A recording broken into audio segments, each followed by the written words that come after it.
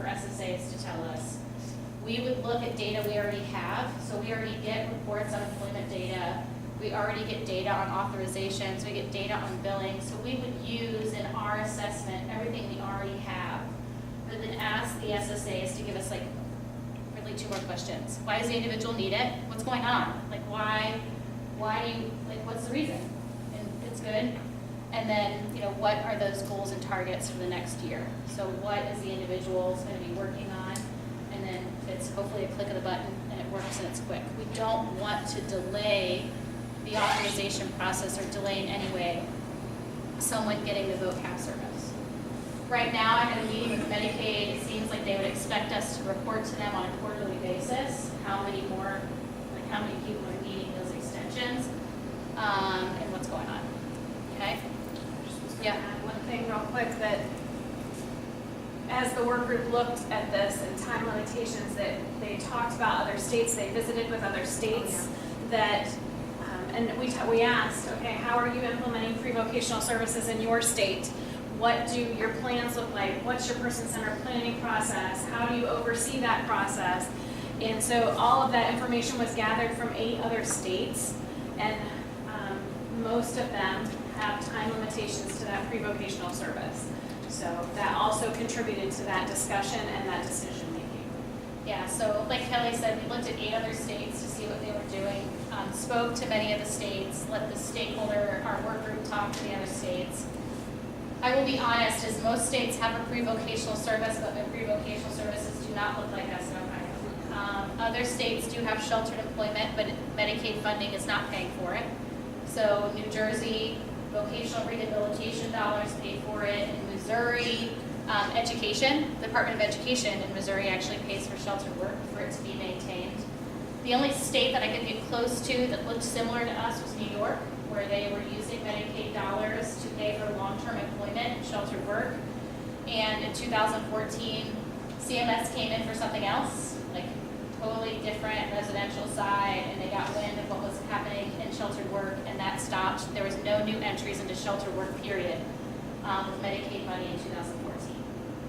So we're keeping a really just close eye. Like, I'm not trying to scare, like, I don't want to scare, but it's like, how can we get ahead of it where we can really have it, a service available that's going to work for people, that we can make some tweaks to, create some new services.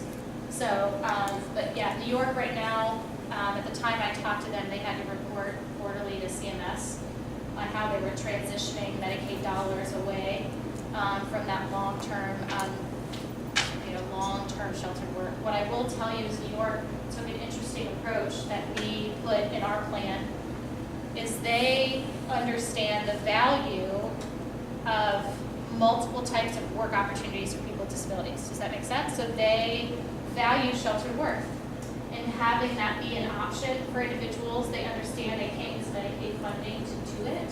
So they are using state dollars to work with the sheltered workshops who want to just be the employer.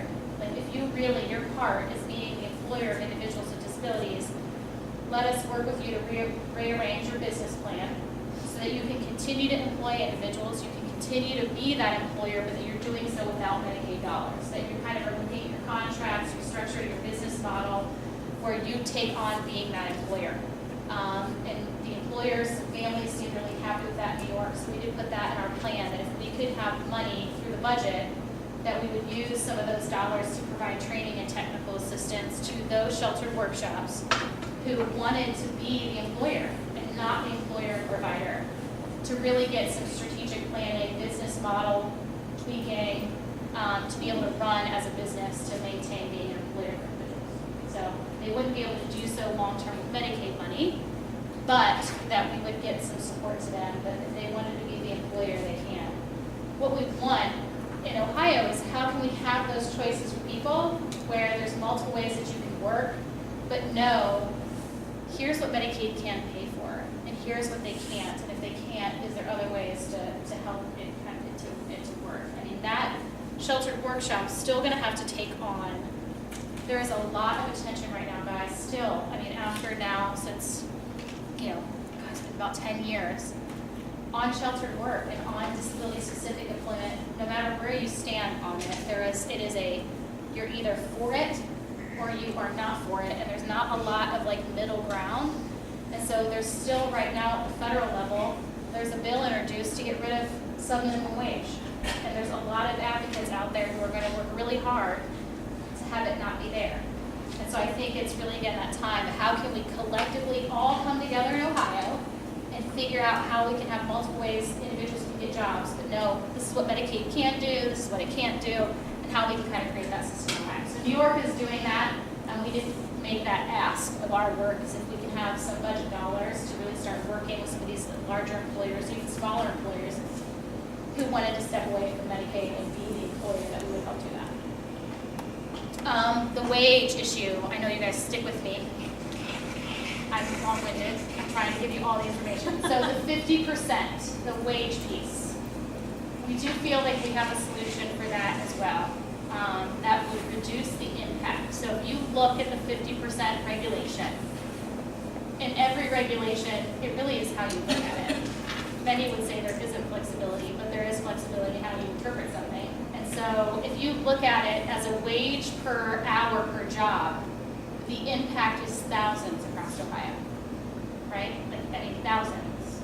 If you look at the wages people are getting and look at only your hourly wage. We were able to work with some really smart people in Ohio that were running, so Arc Industries, some of our larger facility-based shelter workshops. And we worked with them to say, how can we look at this differently? Where we think we could still meet the regulation, but have the impact be less, because really the wage is not the priority at all. Like, we want people to be making higher wages. We want individuals to be making living wages. So they came up with a recommendation that we felt that we liked, that we could go with, which is looking at individuals' wages in Voc Hab annually. Okay?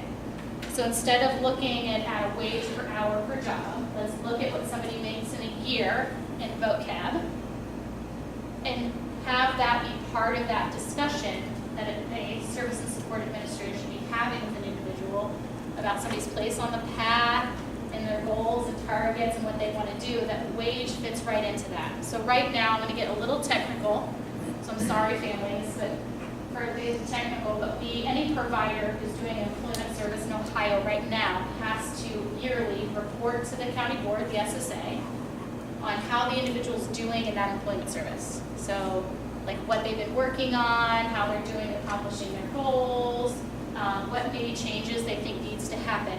We call it written progress report. So providers should already be supplying that to the county boards, so the SSAs have information to make decisions. We just want the wage amount to be added in that written progress report, that a provider, you're already sending in the progress report, add the wages that somebody made in that service over the last year, and then give it to the SSA, and SSA's in the room, that it should be part of that whole conversation. It doesn't mean it's some one point when a person makes the cap at 6 months that they're done. Like, we don't want somebody to be ripped out of services that quickly, but let's really look at the big picture of what's happening for somebody to then make the decisions into the next ISP and planning date. So we want to look at it annually and an annual cap. The actual cap itself, I don't know if you want me to get that technical. It's based off of the state of Ohio minimum wage, so $8.55. What we want to do is make an annual calculation based off of what the Bureau of Labor Statistics tells us that an average American without a disability works. So right now, the last report, an average American works 34.5 hours a week. That's considered full-time. And so the calculation will be based off of Ohio minimum wage times that 30 to 34.5 times 52 weeks in a year divided in half. So the cap right now is about 7,700 is what we've proposed. It would fluctuate every year depending on what the data tells us.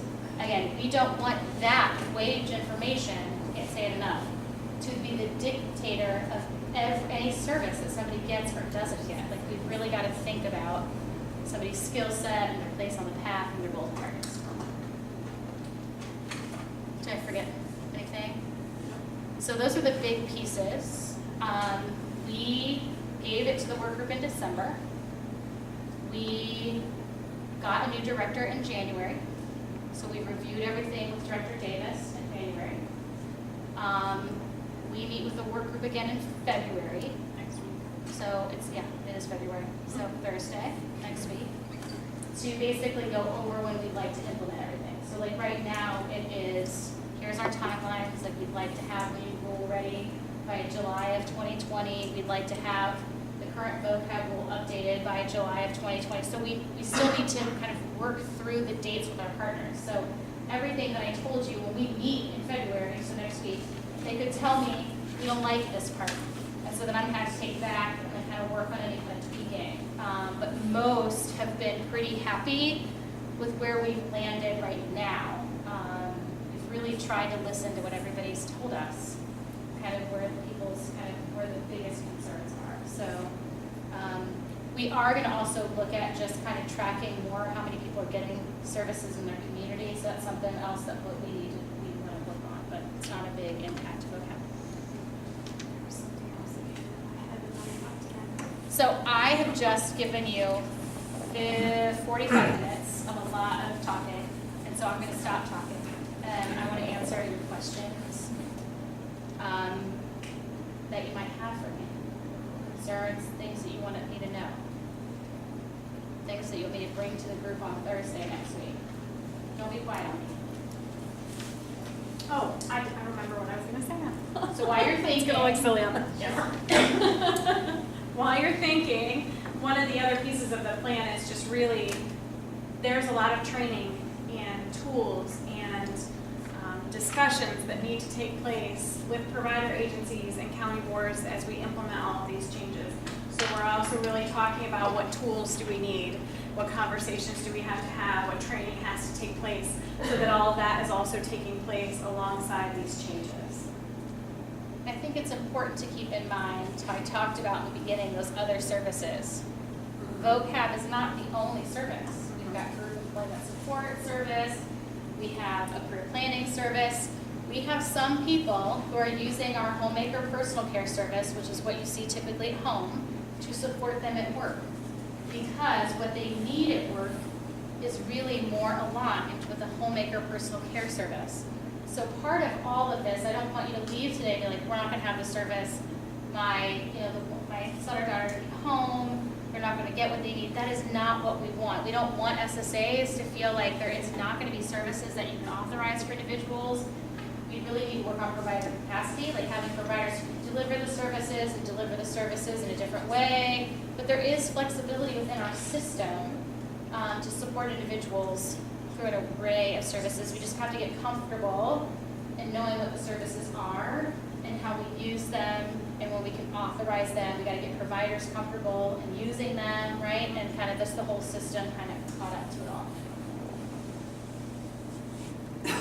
Anybody have, any questions? Or anything that you're listening to me and you're like, what the, you can do that too. What are you talking about? Yeah. I'll speak up. Thank you. I guess, like the extension, that's going to be up to the SSAs, right? I mean, the team, I would imagine, Yes. is going to be talked about in the team annual meeting. Yes. But, getting everyone kind of on the same page is my biggest concern. Because sometimes, I'll go to team meetings and some people might not quite understand everything, or some might be really good at what they're understanding and the different services offered. So I guess, how are we going to equally and on the same page, everyone either get the extension or not get the extension, if they're ready or not ready for community employment or to move to that next step? And I'm sure that if they didn't get the extension and move to the next step and it wasn't successful, then yes, they could come back to Voc Hab again and start the training process again. But I don't know, I feel, not that it should be up to the providers, but I feel that the providers are going to have the biggest input because they're the ones providing that service every day. So it absolutely is a team discussion. And a team decision, right? And kind of working with individuals and families on what that best next step is. What my target is that we develop as much tools and resources and training that we can, that you that our SSAs have it in and you've got the information, you know how to use it. That our providers have the same information and the same tools, and everybody's saying the same thing. And that even our families, that my hope is that we are pushing out as much information and training, that we have partnerships with our county boards and providers, getting that information. We're doing a lot with family associations right now. We want everyone to get the same info so that when you're coming together, you have the same things, are trying to say the same things, and trying to get on the same page. I feel like that's a huge responsibility of us to develop those tools, resources, discussions. And so it's going to be intensive over the next several months to year and a half, just really trying to take something and make it simple. That's really what we're trying to think, is how can we make it as simple as possible? And it's just, I think, developing the same thing that goes to everybody. So I'm not going to be developing something for you and something for you and then something for you. It's going to be one thing that's going to work for everybody. And so that's what we've been really working with our communications team and our training team and our work group.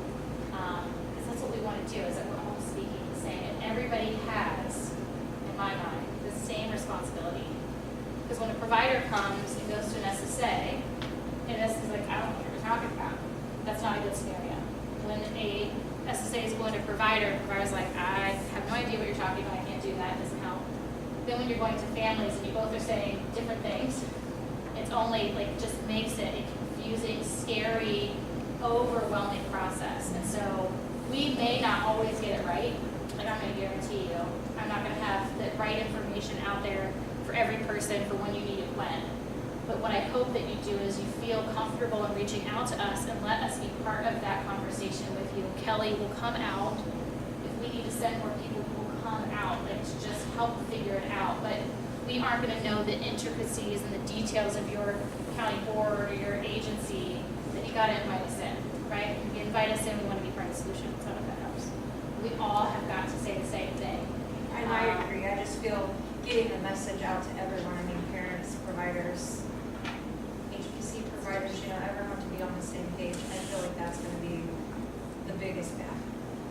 So what we're doing right now is we really are trying to, this pamphlet that you got, we're going to really talk about the services. How can we break down the services, what the services are? Because I'll be honest, when I was a provider in a county board, when I was in that, I never talked about services. I didn't. It was, would you like to come to Quest Adult Services? We have work, we have some activities, we've got adult day. Here's our menu. You want to come? You can come Monday through Friday, 9 to 3, and you know what? We will be a place to go out to trips. We'll be here for all the medical needs of your loved one. I never talked about services. I never said, oh, by the way, I'm a provider for you, or I'm a provider for your son and daughter, and I have responsibilities of being that provider. And this is what that is.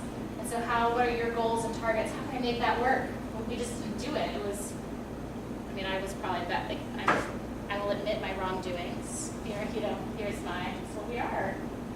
But we never talked about it. So that's what we really want people to get comfortable in the services, because there is a lot.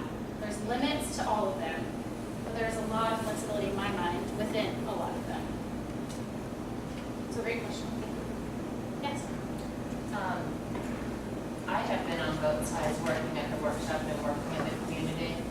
And just one of the scenarios that I've ran into more than one time is, as a vocational specialist, we have someone from the workshop, we get them a job in the community, and they're doing really well there. As I've job coached them there, they're doing great, they want to keep them hired on.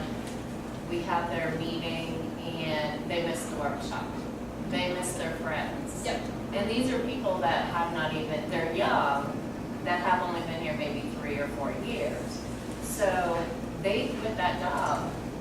They quit their community job because they miss their friends and everybody at the workshop. And I know it's a federal thing and a state thing, but I've always, in my almost 21 years of this, it's been the person-centered planning is what does the individual want. Now it looks like the state wants to go with what they want, not what the people that we serve actually really want to be happy with their lives. So I think it's kind of a two-part thing. Yeah, I would it like is. to appreciate you expressing that, right? Like this is kind of the struggles that the people I'm supporting are facing. On the first scenario of they go and they get a job, right? And it's going really well and they're happy, but they miss their friends. I'm going to say this, and I would say it because I would put the blame on myself as well, as being a provider, being a county board.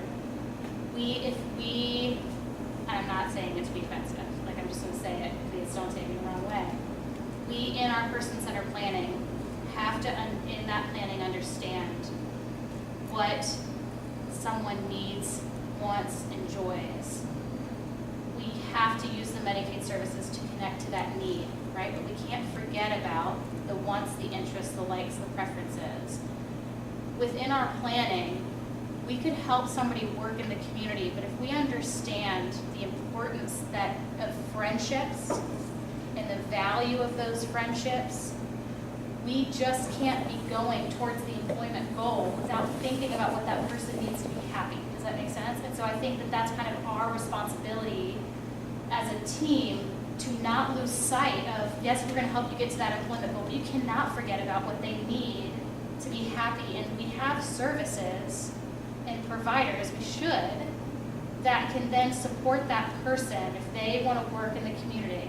But if being connected with their friends is important, authorize a service. We've got services that can help you connect with your friends. So we have to do a better job of getting to that bigger picture. And we have providers doing awesome work. We have SSAs doing awesome work. We do, but we have to get to that big picture so that we can help them towards that community employment goal. But then also authorize other services or help them in other natural ways to connect with their friends so that they don't feel like they actually, in fact, are isolated. So I think that first kind of scenario is really our responsibility, and we have flexibility within our system to make sure that doesn't happen, that you can work and you can find and see your friends.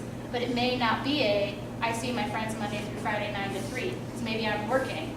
And so then I need a provider who can do services for me and connect with me with my friends after work or on the weekends, or vice versa, if I'm working nights and weekends, right? So we've got to get better at that big picture, because we do have a system of support. I feel wholeheartedly that could prevent that from happening if we planned it and really supported that person. And like we have to deal with the workforce crisis. We've got to deal with many complexities in our system that we have to work through to get to that working, right? Transportation. So the second piece, this person-centered planning, I feel that no one has it, it's not easy, that's not the word. Our system, our services, like humans, we're complex people, right? But in particular, our SSAs have to operate in two roles. They have to first meet with an individual and their families and assess and learn about them, who they are, what they love, what they enjoy. And they have to really have the hard conversations about what does the family need? Like Medicaid is to support needs. So, and have the conversation about the needs and understand the person's preferences, interests, needs, strengths, right? Like what makes you tick, what you need to keep safe, what you need to be happy. They got to do all of that. As part of that responsibility, then they have to move from that assessment and planning into this kind of looking at what our communities offer, okay? Is there anything that we have in our community that can address those needs? If we don't have anything in our community that addresses those needs, then we move into Medicaid services, okay? Person-centered planning and Medicaid authorization of services are in one role, which is a very complicated role, to be able to have to do both. And so what I'm trying to get at is Medicaid isn't set up, it just isn't, to address everybody's wants, right? It's set up to address needs. And if we have a need in our system that hasn't been addressed, then we have the creativity and ability to work, right, with Medicaid to say, we have a new need in our state system, we need to create a new service. But so that's kind of where it's hard, is you work with individuals for wants, needs, interests, right, preferences, then you move that into a need to an authorization. And then that authorized service is intended to meet the need, and meeting the need as a provider that you're doing so, keeping in mind what's important to the person and what's important for the person. So it's kind of this really complex system, but Medicaid hasn't been created to address every want. It's been developed to address those needs that our communities are not able to do, right? So that's kind of that rub and that role that the SSA sits in with families, is to say, tell me all of this. And then I'm gonna try to help you connect things that already exist, and if not, let's see if Medicaid can address any of those needs. And let's do that service in a way that you like it, within what the system says that the service has to do. Does that help? Yeah. So I think that's kind of that challenge, is it's not necessarily wanting to take away choices for people, but the services that are there to address a need, we've got to make sure it's doing that. And how do you balance it, you know, the individuals, I don't know. Yeah. Nope. Just what you said. Was this helpful information? Is anybody leaving here today who's being openly panicked about anything? If I don't want that to happen. Does the state, I'm going to say, does the state want to shut down workshops for these tech facilities? No. That's what I'm hearing, you know what I mean? That is, I work in a workshop for 20 years. I think that's the big thing right now. They want to shut us down, they want to get it out of the, I mean, which everybody does, you know, I'm working out in the community. I know that it's hard. I mean, there's pressures coming from everywhere. So I mean, to have that feeling is, I mean, absolutely, to have that feeling, I know why it's there. I mean, there's been a lot happening. But we do not want to shut. We do not want to shut them down. But what we have to do is we've got to figure out, when you're in that role of being an employer and you're also a provider, one has to take priority over the other. They don't flow really well together. And so a provider is your priority. You've got to set up your service structure where you can employ individuals, but you've got to do so within the regulations. If you're in your heart of hearts, it is about being an employer, and a really good employer for individuals with disabilities, then what we want to do is, how can we help you do some planning, do some TA, figure it out to reevaluate your business plan, to step away from Medicaid, right? I mean, ultimately, like, what that's going to be, in my mind, is we're going to have smaller, like, it's going to, you can't hire as many people, right? So it's going to look a little bit different. But we do want people to have choices. It just, Medicaid cannot always be the funder of all of those choices, and that's what we've got to figure out in Ohio. But no, there's a lot of federal activity. Like, it just, there's just, some people are like right there, you know, looking at it and kind of wanting other choices for people. But we do not want them gone. It's just, we can't use, if it's about being that long-term employer, Medicaid is clear, it cannot be used for that. We really should have never been using it for that, and yet we were. And so we just, again, have to fix it. And I think, for whatever it's worth, you guys think I'm silly, if anyone can figure it out, Ohio can figure it out. Our families, if we work together with providers and county boards and families and individuals, we'll figure it out. And we can do it in a way where the transition, I feel strongly, we can make that transition a slower transition to get there. But we need to take some action. We really do. So, and that's kind of what we just talked about. So no one's leaving here panicked, right? Like, I don't see anybody nodding their heads. Okay. Kelly is here. She is here if you have questions after you leave today, if you want to talk some more, if you're struggling at the provider level, what to do, if you're struggling at the county board level, kind of how to make some of these things work, if you're struggling, you know, individual family, let's talk about it. Let's kind of work through it. We won't know unless you tell us. So you can call us or email us anytime. I don't know if you want to give I was just yours. going to say, I have my business cards. I have a whole stack of business cards. So please take my card, and if you want to follow up via phone or email, I'm happy to talk with you further. And as we kind of roll things out, so we've been meeting with a group of people at Ogleys County. And so we've been meeting every couple months. So, I mean, you guys tell us. So everything we talked about today, nothing's accrual. Nothing's been approved, right? But if you want, as we move this forward, if you want to continue to have us, you let us know. If you want us to come out and engage more, have more conversation as we move, if things tweak, these things probably will change. They often do. So we can get that worked out as we get closer. Thank you both very much. Yeah. Thanks.